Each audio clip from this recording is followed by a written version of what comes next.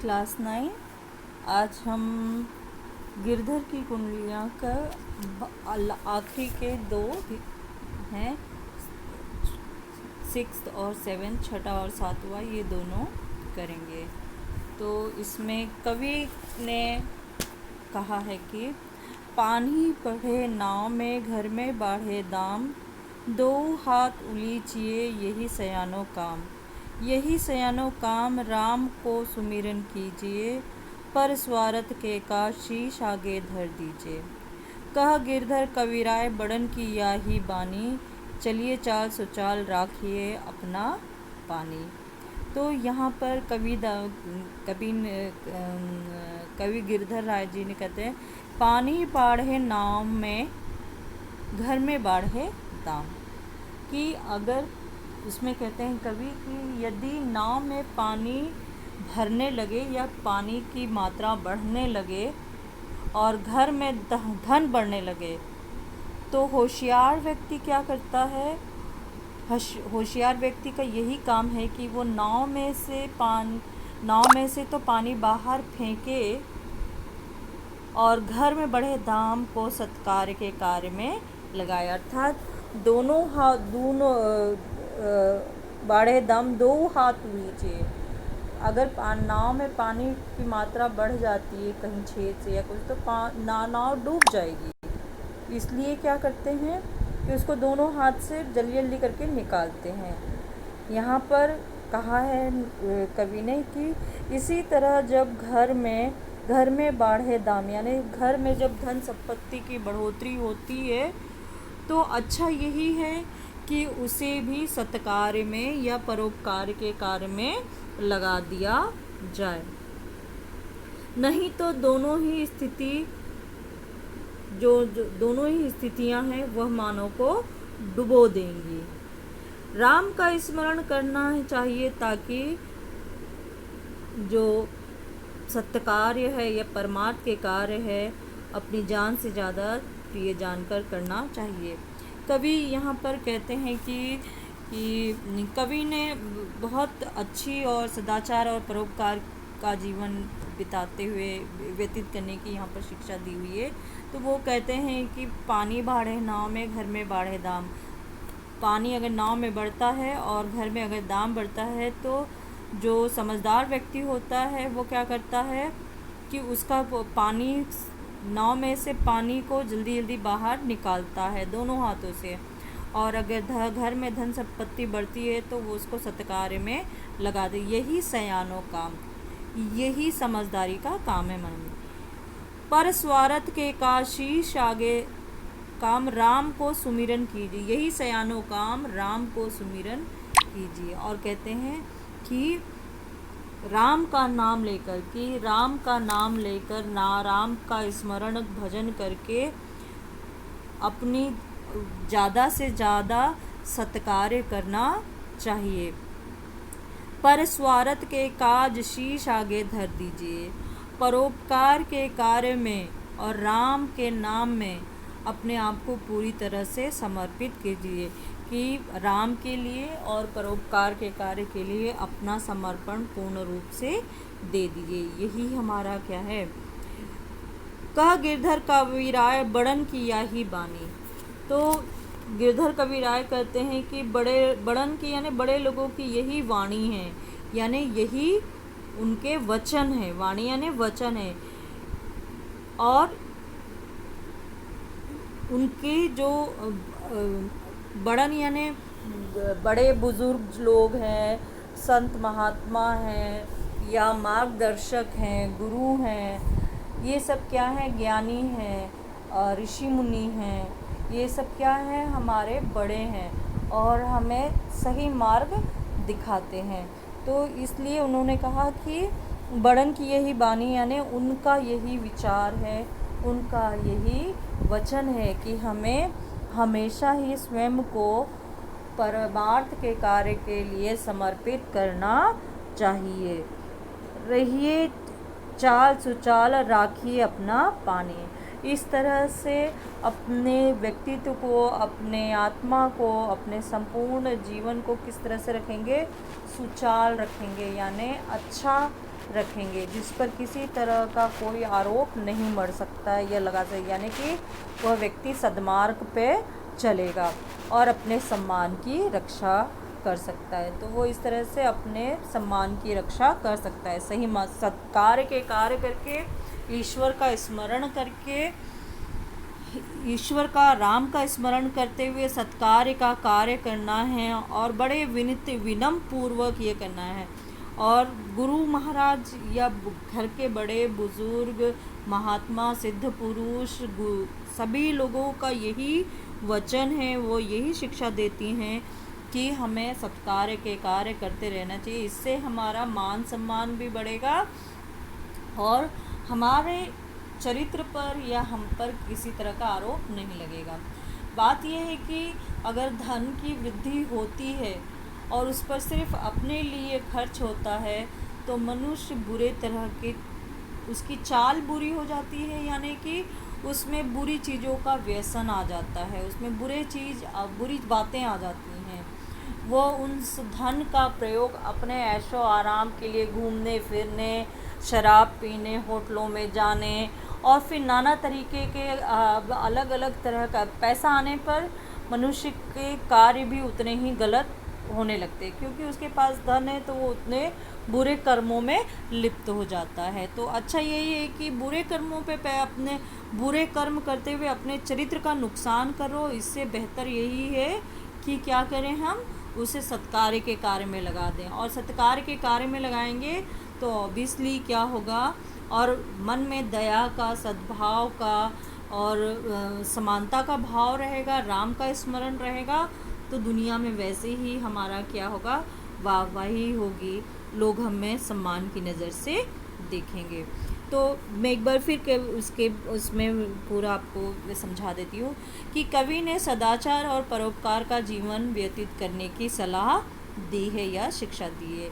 और कवि गिरधर राय कहते हैं कि जब नाव में पानी बढ़ जाता है तो नाव को डूबने से बचाने के लिए उस दोनों हाथों से पानी को बाहर निकाला जाता है, जिससे कि नाव डूबने से बच जाती है।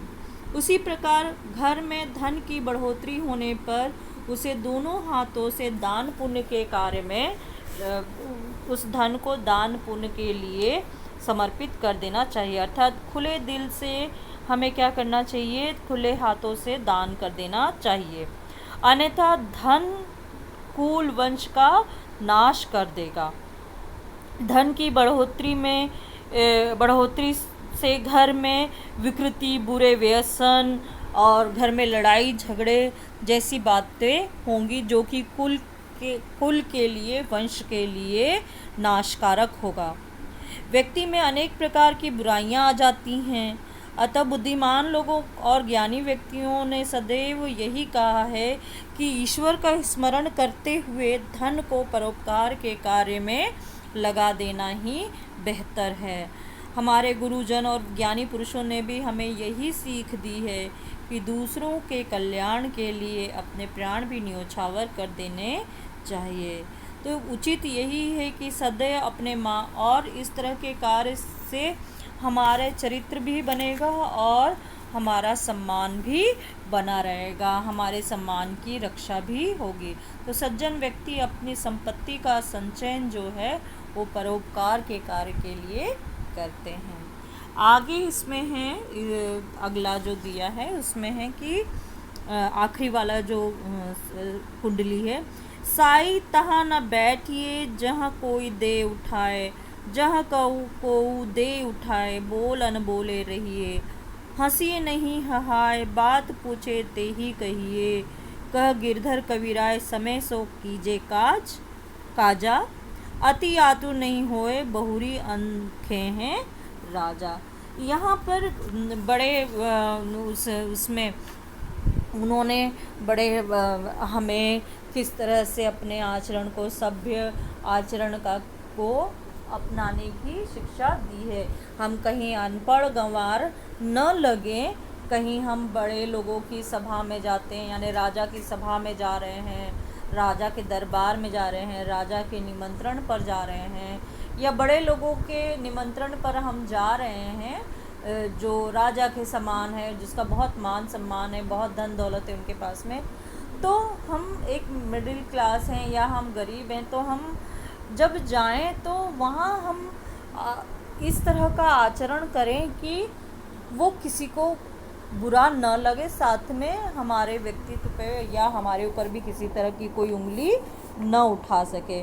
तो यहाँ पर कवि ने कहा है कि कवि कहते हैं कि राजा के दरबार में, कि इसमें पंक्ति है कि राजा के दरबार में जय जय समया पाए, कि राजा के दरबार में उचित समय पर जाना चाहिए। जितना समय बड़े लोगों की सभा में जा रहे हैं तो जो समय आपको दिया गया है उसी समय के अनुसार समय पर वहाँ पर पहुँचे, न पहले पहुँचे न बाद में पहुँचे।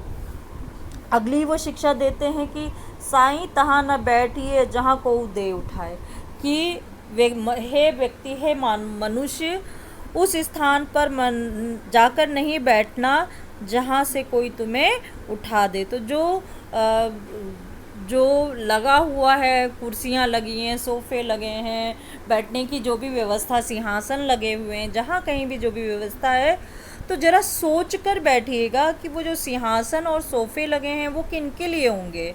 भाई बड़े, अब हम जैसे पहुँचे हैं तो बड़े बड़े लोग भी पहुँचेंगे, तो खुद के मन में ये विचार होना चाहिए कि हम जो बैठेंगे वो कहाँ बैठेंगे।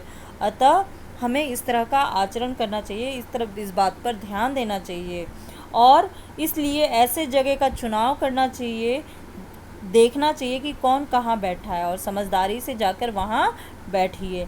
ऐसी जगह न बैठिए जहाँ से तुम्हें कोई उठा दे, इससे तुम्हें अपमान महसूस होगा। ठीक है। जहाँ को दे उठाए बोल अनबोले रहिए। तो सभा में हमेशा शांत बैठना या पूछे जाने पर ही कोई बात बतानी चाहिए।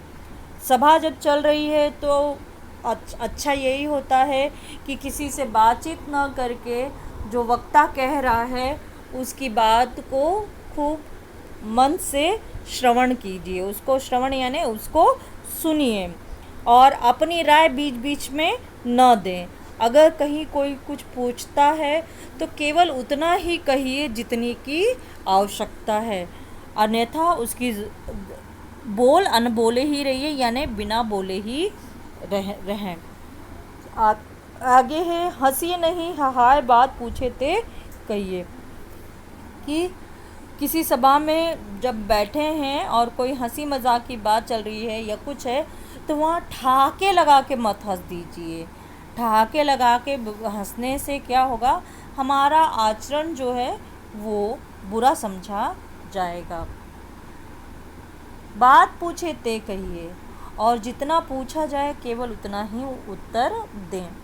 कह गिरधर कविराय समय सो कीजिए काज। जैसे समय कोई भी काम लोगों को देकर समय के अनुसार, जैसा समय है, जैसा अगर कहीं कोई पूछता है तो बोले, अन्यथा ज़रूरत नहीं है बोलने की। पूछते हैं तो ज़रूर बोलें, बिना चुप बोले भी ना रहे, उसका उत्तर ज़रूर दें और केवल उत्तर दें। इसके अलावा जब देखें कि सब हंस रहे हैं तो ठहाके लगा के नहीं, मध्यम आवाज़ में हंसे। तो इन सब क्रियाओं को करते समय अपने आसपास के लोगों और समय जो जिस समय जैसा है उस तरह से काम करें। अति आतुर नहीं होए कहे बहोरी अनखे हैं राजा। कोई भी कार्य करते समय आतुरता या शीघ्रता न दिखाएं, कि खाने की लाइन में गए हैं, खाना खाना है तो बस जल्दी जल्दी आगे, सबसे आगे प्लेट लेके आगे निकल गया। अरे सब लाइन में लगे हैं तो आप भी लाइन में रख के उनका इंतज़ार कीजिए और बिना बोले इंतज़ार कीजिए, और समय जब आपकी बारी आएगी तो अपना उसी हिसाब से खाना लीजिए और आगे निकल जाइए। अगर हमारा आचरण सही नहीं होता है तो राजा जो है उसको क्या लगेगा, बुरा लगेगा, वो हमसे नाराज़ हो जाएगा। जो लोग हैं वो हमसे नाराज़ हो जाएंगे और हमारे अभद्र व्यवहार को पसंद नहीं करेंगे, अगली बार हमें कोई बुलाएगा नहीं। तो एक बार फिर से मैं आपको बता देती हूँ कि इस पद में गिरधर कवि राय ने सभा में सभ्यतापूर्ण व्यवहार करने का या व्यवहार अपनाने का, आचरण अपनाने की शिक्षा दी है। राजा कहते हैं, कवि गिरधर राय ने कहा है कि राजा के दरबार में उपयुक्त समय पर ही पहुंचना चाहिए, न समय से पहले न समय के बाद। वहाँ पर नहीं बैठना, अपनी हैसियत के अनुसार वहाँ पर जहाँ पर बैठ रहे हैं अपनी हैसियत के अनुरूप ही उस स्थान को ग्रहण करना चाहिए। अन्यथा कोई अगर उस जगह से उठा देगा तो तुम्हारा अपमान होगा, तुम्हें भी बुरा लगेगा। सभा में मौन होकर बैठना चाहिए, बातें नहीं करनी चाहिए और जो वक्ता कह रहा है उसकी बात को ध्यान से सुनना चाहिए।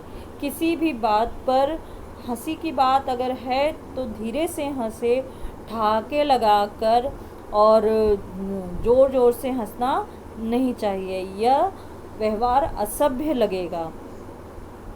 जो पूछा जाए केवल उतना ही उत्तर दिए, अगर न पूछा जाए तो न कुछ जवाब दें, लेकिन पूछे जाने पर उत्तर दें और केवल उतनी ही बात कहिए जितनी की आवश्यकता है, इससे अधिक नहीं। राजा के सामने जब हम प्रस्तुत हो रहे हैं या बड़े लोगों के सामने जब हम प्रस्तुत हो रहे हैं तो हमें किसी प्रकार की आतुरता नहीं दिखानी है, अन्यथा राजा क्रोधित हो जाएंगे, बुरा मान जाएंगे और वहाँ पर क्या होगा, राजा के बुरा मानने से हमें भी दुख होगा और वो हमें दोबारा, हम उनकी नज़रों में अच्छे व्यक्ति के रूप में नहीं आएंगे। तो कुल मिलाकर बात यही है कि जहाँ जैसी परिस्थितियों को देखें उसके अनुसार हमें आचरण और व्यवहार करना चाहिए। चलें, आप अपना ख्याल रखें और बाकी का अभ्यास पुस्तिका के प्रश्न उत्तर करेंगे वो हम अगले वीडियो में करेंगे। अपना ध्यान रखें। बाय।